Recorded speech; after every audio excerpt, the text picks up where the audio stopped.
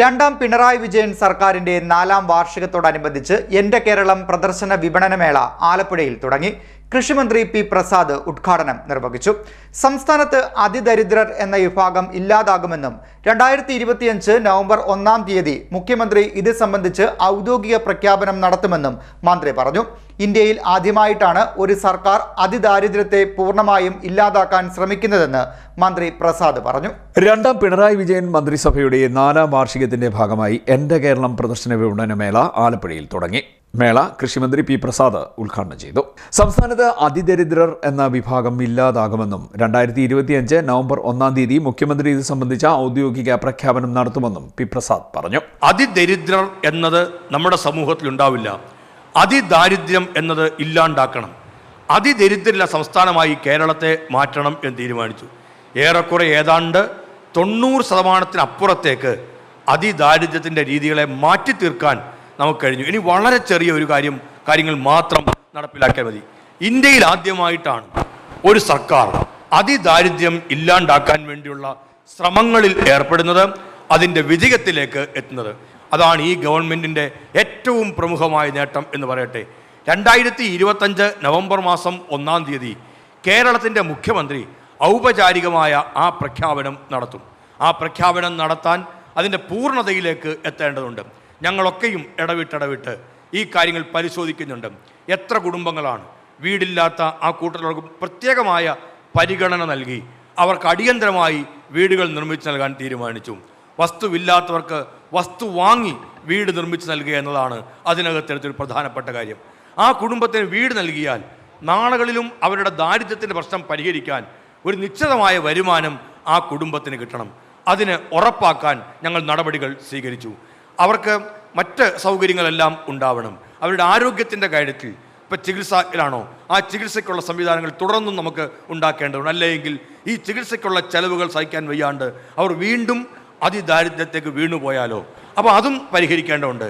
ഇങ്ങനെ ഏതെല്ലാം വിഷയങ്ങളാണ് ഓരോ ജില്ലയിലും, ഓരോ പഞ്ചായത്തിലും, ഓരോ മുനിസിപ്പാലിറ്റിയിലും ആരെല്ലാമാണ് അവരനുഭവിക്കുന്ന ബുദ്ധിമുട്ടുകളും പ്രയാസങ്ങളും എന്തെല്ലാമാണ് എന്ന് കൃത്യതയാർന്ന തരത്തിൽ വിവരശേഖരണം നടത്തി ഓരോ പ്രശ്നങ്ങളും പരിഹരിക്കാൻ തീരുമാനിച്ചുകൊണ്ടാണ് കേരളം അതിദാരിദ്ര്യത്തെ നിർമ്മാർജ്ജനം ചെയ്യുന്ന ആദ്യത്തെ ഇന്ത്യൻ സംസ്ഥാനമായി മാറാൻ പോകുന്നത്.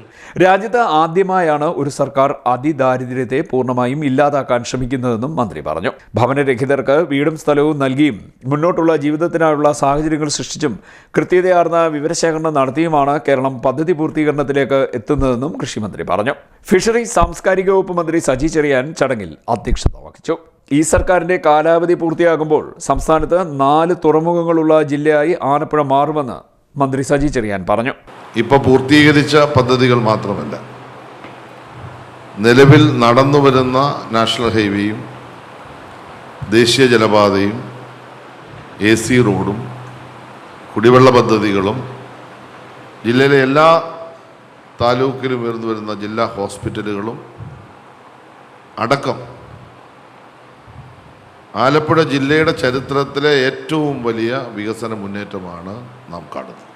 4 വർഷം ഏറ്റെടുത്ത പദ്ധതികൾ, അതിൻ്റെ ഇന്നത്തെ അവസ്ഥ അല്ലെങ്കിൽ അത് മുന്നോട്ട് കൊണ്ടുപോകേണ്ടതിൻ്റെ ആവശ്യകത സംസ്ഥാനത്തെ 4 മേഖലകളിലായി പരിശോധന നടത്തുകയാണ്.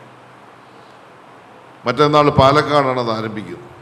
എല്ലാ മന്ത്രിമാരും, കേരളത്തിലെ എല്ലാ വകുപ്പിൻ്റെയും തലവന്മാർ, ഉദ്യോഗസ്ഥരും, ജില്ലാ കളക്ടർമാരും എല്ലാം അണിനിരക്കുന്ന മേഖലാതല റിവ്യൂ സംസ്ഥാനത്തെ 4 കേന്ദ്രങ്ങളിലായി നടക്കുകയാണ്.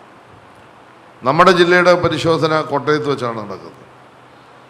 അപ്പോൾ ആഘോഷം മാത്രമല്ല, ആഘോഷത്തോടൊപ്പം നേട്ടങ്ങൾ അവതരിപ്പിക്കൽ മാത്രമല്ല, അതിനോടൊപ്പം നിർദ്ദേശിക്കപ്പെട്ട പ്രവൃത്തികൾ സമയബന്ധിതമായി ഈ ഒരു വർഷത്തിനുള്ളിൽ പൂർത്തീകരിക്കാനുള്ള ഇടപെടൽ കൂടി ഈ ഗവൺമെന്റ് നടത്തുകയാണ്. കഴിഞ്ഞ 4 വർഷം സർക്കാർ ഏറ്റെടുത്ത പദ്ധതികളുടെ ഇപ്പോഴത്തെ അവസ്ഥ വിശകലനം ചെയ്യുന്നതിന് സംസ്ഥാനത്തെ 4 മേഖലകളിലായി തിരിച്ച് അവലോകന യോഗം ചേരുമെന്നും മന്ത്രി പറഞ്ഞു.